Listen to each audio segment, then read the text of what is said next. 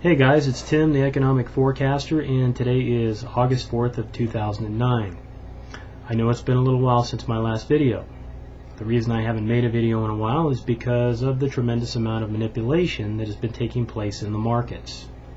It's hard to keep up to date on a daily or even weekly basis because the market makers are working overtime trying to restore confidence. It's like trying to listen to your favorite radio station through a massive amount of static. In my opinion, nothing I have predicted since I started doing these videos has changed.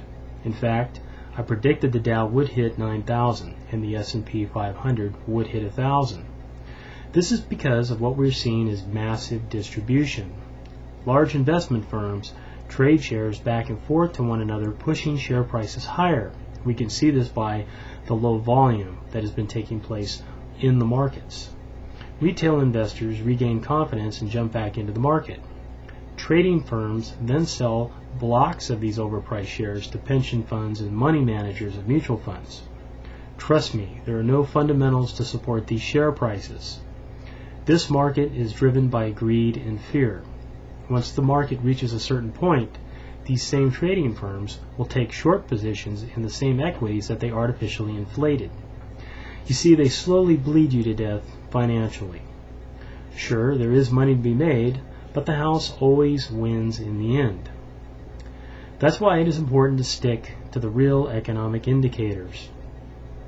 Let's take a look at current tax revenue.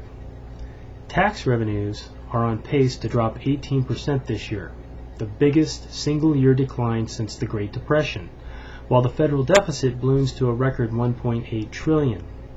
Individual income tax receipts are down 22% from a year ago. Corporate income taxes are down 57%. Social Security tax receipts could drop for only the second time since 1940. The Medicare taxes are on pace to drop for only the third time ever. So why are we being told the recession is over? You have a big problem when spending increases and revenues fall.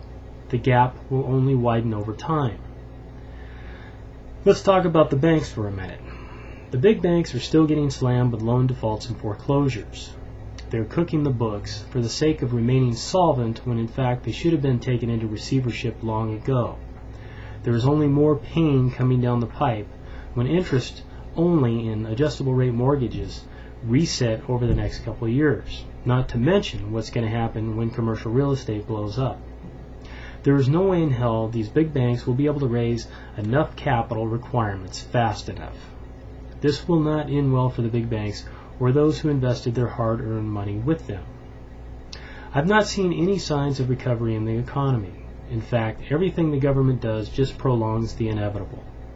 We cannot continue to expect the creditor nations of the world to finance our consumption. The financial system is more unstable than ever. Don't expect much of a warning just before the bottom falls out. Gerald Celente nailed it when he called this the bailout bubble. It too will soon pop.